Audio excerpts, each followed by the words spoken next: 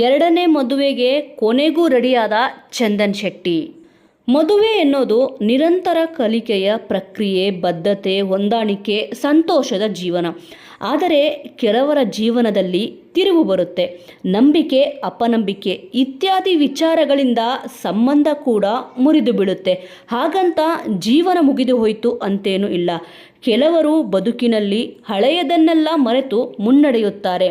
ಏಕಾಂಗಿಯಾಗಿರಲು ಕೂಡ ಬಯಸುತ್ತಾರೆ. ಮುಂದಿನ ಜೀವನವನ್ನು ಖುಷಿಯಾಗಿ ಕಳೆಯಲು ಇಷ್ಟಪಡುತ್ತಾರೆ.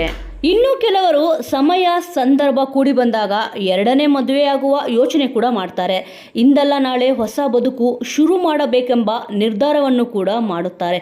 ಸದ್ಯ ಈ ಸಾಲಿಗೆ ಈಗ ಚಂದನ್ ಶೆಟ್ಟಿ ಕೂಡ ಸೇರಿಕೊಂಡಿದ್ದಾರೆ. ಎರಡನೇ ಮದುವೆಯ ಕುರಿತು ಚಂದನ್ ಶೆಟ್ಟಿಯವರೇ ಮಾತನಾಡಿದ್ದಾರೆ. ಸದ್ಯ ನೀವು ನೋಡಿರಬಹುದು, ನಿವೇದಿತಾ ಗೌಡ ಅವರಿಂದ ಚಂದನ್ ಶೆಟ್ಟಿಯವರು ದೂರ ಆಗಿದ ನಂತರನೇ ಅನೇಕರಿಗೆ ಚಂದನ್ ಶೆಟ್ಟಿಯವರು ಎರಡನೇ ಮದುವೆ ಕುರಿತು ಚಿಂತೆ ಮಾಡಿದರು. ಇದಕ್ಕೆ ಸತ್ಯ ಎನ್ನುವಂತೆ ಈಗ ಕಳೆದ 11 ತಿಂಗಳಲ್ಲಿ ತಮ್ಮ ಚಿತ್ರ ಮತ್ತು ಹಾಡುಗಳ ವಿಚಾರಗಳನ್ನು ಎಲ್ಲೇ ಬಂದು ಹಂಚ್ಕೊಳ್ಳೋಕ್ಕೆ ಇಲ್ಲಿ ಚಂದನ್ ಶೆಟ್ಟಿಯವರು ಶುರು ಮಾಡಿದ್ರು ಕೂಡ ಅವರ ಡೈವರ್ಸ್ ಬಗ್ಗೆ ಮತ್ತು ಎರಡನೇ ಮದುವೆ ಬಗ್ಗೆನೇ ಇಲ್ಲಿ ಅವ್ರ ಬಗ್ಗೆ ಮಾತಾಡ್ತಾ ಇದ್ರು. ಅಂದರೆ ನೀವು ಎರಡನೇ ಮದುವೆ ಆಗ್ತಿದ್ದೀರಾ, ಅವ್ರ ಜೊತೆ ನಿಮ್ಮದು ಎರಡನೇ ಮದುವೆ ಅಂತಂದ್ಬಿಟ್ಟು ಇಲ್ಲಿ ಚಂದನ್ ಶೆಟ್ಟಿಯವ್ರಿಗೆ ಇಲ್ಲಿ ಪ್ರಶ್ನೆಗಳನ್ನ ಕೇಳಲಾಗ್ತಿತ್ತು. ಆದರೆ ಇದನ್ನೆಲ್ಲ ಮೀರಿ ಸ್ವಲ್ಪ ಜನ ಏನು ಕೇಳಿದರು ಅಂತಂದರೆ, ಸಲಗ ಸುಂದರಿ ಎಲ್ರಿಗೂ ಕೂಡ ಗೊತ್ತು, ಸಂಜನಾ ಆನಂದ್ ಜೊತೆ ನಿಮ್ಮ ಎರಡನೇ ಮದುವೆ ಇದೆ ಅಂತಂದ್ಬಿಟ್ಟು ಇಲ್ಲಿ ಹೇಳ್ತಾ ಇದ್ರು. ಅಂದರೆ ಎರಡನೇ ಮದುವೆನ ನೀವು ಇಲ್ಲಿ ಸಂಜನಾ ಅವ್ರ ಜೊತೆ ಆಗ್ತೀರಾ ಅಂತಂದ್ಬಿಟ್ಟು ಅನೇಕರು ಮಾತಾಡ್ಕೊತಿದ್ರು. ಈ ನಡುವೆ ಆ ಥರದ ಸಂಬಂಧ ಏನೂ ಇಲ್ಲ ಅಂತಂದ್ಬಿಟ್ಟು ಇಬ್ಬರೂ ಕೂಡ ಇದ್ರ ಬಗ್ಗೆ ಏನೊಂದು ವಿಚಾರ ಇತ್ತು ಅಂದರೆ ಲವ್ ಮಾಡ್ತಿದ್ದಾರೆ ಅಥವಾ ಮದುವೆ ಆಗಬಹುದು ಅನ್ನೋ ವಿಚಾರ ಏನಿತ್ತು, ಇದ್ರ ಬಗ್ಗೆ ಇಬ್ಬರೂ ಕೂಡ ಸ್ಪಷ್ಟತೆ ಕೂಡ ಕೊಟ್ಟಿದ್ದಾರೆ. ಅದರದ್ದು ಏನೊಂದು ಚರ್ಚೆ ನಡೀತಿತ್ತು ಅದರದ್ದು ಇಲ್ಲಿ ಮುಕ್ತಾಯ ಆಗಿದೆ, ಪೊಲೀಸ್ ಸ್ಟಾಪ್ ಕೂಡ ಇಟ್ಟಾಗಿದೆ. ಹೀಗಿರುವಾಗ ಚಂದನ್ ಶೆಟ್ಟಿ ಮತ್ತೊಮ್ಮೆ ತಮ್ಮ ಎರಡನೇ ಮದುವೆ ಕುರಿತು ಈಗ ಅವರೇ ಮಾತನಾಡ್ಕೊಂಡಿದ್ದಾರೆ. ಸ್ವತಃ ಚಂದನ್ ಶೆಟ್ಟಿ ಅವರೇ ಏನು ಹೇಳಿದ್ದಾರೆ ಅಂತಂದರೆ, ಈಗ ಎರಡನೇ ಮದುವೆ ಮಾಡ್ಕೋಬೇಕಂತ ಇದೀರಾ ಅಂತ ಕೇಳಿದಾಗ ಇಲ್ಲಿ ಚಂದನ್ ಶೆಟ್ಟಿ ಅವರು ಹೇಳಿದ್ದಾರೆ, ಮೊದಲನೇ ಬಾರಿ ಮಾಡಿದ ತಪ್ಪನ್ನೇ ನಾನು ಮತ್ತೆ ಮಾಡಲು ಇಷ್ಟಪಡಲ್ಲ ಅಂತಂದ್ಬಿಟ್ಟು ಹೇಳಿದ್ದಾರೆ.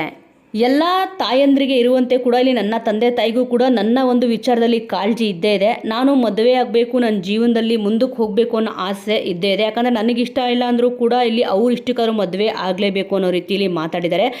ಎಲ್ಲರಂತೆ ಅವರು ಕೂಡ ನನಗೆ ವಯಸ್ಸಾಯಿತು ಎಂಬ ಭಾವನಾತ್ಮಕ ಡೈಲಾಗ್ನ ಕೂಡ ಹೇಳ್ತಾ ಇರ್ತಾರೆ ಎಂದರೆ ಚಂದನ್ ಶೆಟ್ಟಿ ಈಗ ಏಕಾಂಗಿಯಾಗಿ ಬದುಕಲು ಇಷ್ಟ ಇಲ್ಲ ಅಂತ ಹೇಳ್ಕೊಂಡಿದ್ದಾರೆ. ಸರಿಯಾದ ಹುಡುಗಿ ಸಿಕ್ಕರೆ ನಾನು ಮದುವೆ ಆಗಲು ರೆಡಿ ಇದ್ದೀನಿ ಅಂತ ಕೂಡ ಹೇಳಿದ್ದಾರೆ. ಇನ್ನು ಅವ್ರು ಮದುವೆ ಆಗೋ ಹುಡುಗಿ ಹೇಗಿರಬೇಕು ಅಂತಂದ್ಬಿಟ್ಟು ಕೂಡ ಇಲ್ಲಿ ಸ್ಪಷ್ಟವಾದ ಒಂದು ಮಾಹಿತಿ ಕೊಟ್ಟಿದ್ದಾರೆ.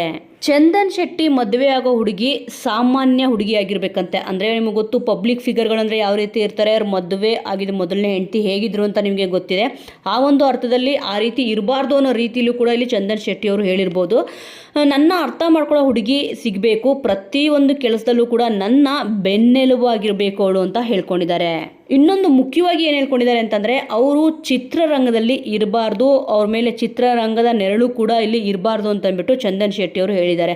ಏನಕ್ಕೆ ಅಂತಂದರೆ, ಈಗ ಅವ್ರು ಮೊದಲನೇ ಮದುವೆ ಆದಾಗ ಇಲ್ಲಿ ಈ ನಿವೇದಿತಾ ಗೌಡ ಅವರಾಗಿರ್ಬೋದು ಮತ್ತು ಇಲ್ಲಿ ಚಂದನ್ ಶೆಟ್ಟಿ ಅವರಾಗಿರ್ಬೋದು, ಅವರು ಒಂದು ಪರ್ಸ್ನಲ್ ಲೈಫ್ಗೆ ಇಬ್ಬರು ಕೂಡ ಇಲ್ಲಿ ಟೈಮ್ ಕೊಡೋಕ್ಕೆ ಆಗ್ತಿರಲಿಲ್ಲ ಅಂತಂದ್ಬಿಟ್ಟು ಸ್ವತಃ ಅವರೇ ಹೇಳ್ಕೊಂಡಿದ್ದಾರೆ. ಆ ಒಂದು ಕಾರಣದಿಂದ ಕೂಡ ಇಲ್ಲಿ ಡಿವೋರ್ಸ್ ಆಗಿರಬಹುದೇನೋ, ಬಟ್ ಇಲ್ಲಿ ಅವರು ಚಿತ್ರರಂಗದಲ್ಲಿ ಇರಬಾರ್ದು ಅಂತಂದ್ಬಿಟ್ಟು ಇಲ್ಲಿ ಚಂದನ್ ಶೆಟ್ಟಿ ಅವರು ಹೇಳ್ಕೊಂಡಿದ್ದಾರೆ. ಮತ್ತು ಅವರು ನಾರ್ಮಲ್ ಆಗಿ ಇರೋ ಒಂದು ಹುಡುಗಿ ಆಗಿರಬೇಕು. ಅಂದರೆ ಇವಾಗ ಸಾಮಾನ್ಯವಾಗಿ ಇವಾಗ ಅವರಿಗೆ ಒಂದು ಪಾಪ್ಯುಲಾರಿಟಿ ಕೂಡ ಇರಬಾರ್ದು, ಸೋಷಿಯಲ್ ಮೀಡಿಯಾದಲ್ಲಿ ಅಷ್ಟೊಂದು ಹೆಸರು ಮಾಡಿರಬಾರ್ದು ಅನ್ನೋ ರೀತಿಯಲ್ಲಿ ಇಲ್ಲಿ ಚಂದನ್ ಶೆಟ್ಟಿ ಅವರು ಹೇಳಿದ್ದಾರೆ. ನಾರ್ಮಲ್ ಆಗಿ ಒಂದು ಹುಡುಗಿ ಇದ್ದರೆ ಇಲ್ಲಿ ನಾನು ಮದುವೆ ಆಗ್ತೀನಿ ಅಂತಂದ್ಬಿಟ್ಟು ಎರಡನೇ ಮದುವೆ ಆಗೋಕ್ಕೆ ರೆಡಿ ಇದ್ದೀನಿ ಅಂತ ಕೂಡ ಇಲ್ಲಿ ಅವರು ಹೇಳಿದ್ದಾರೆ.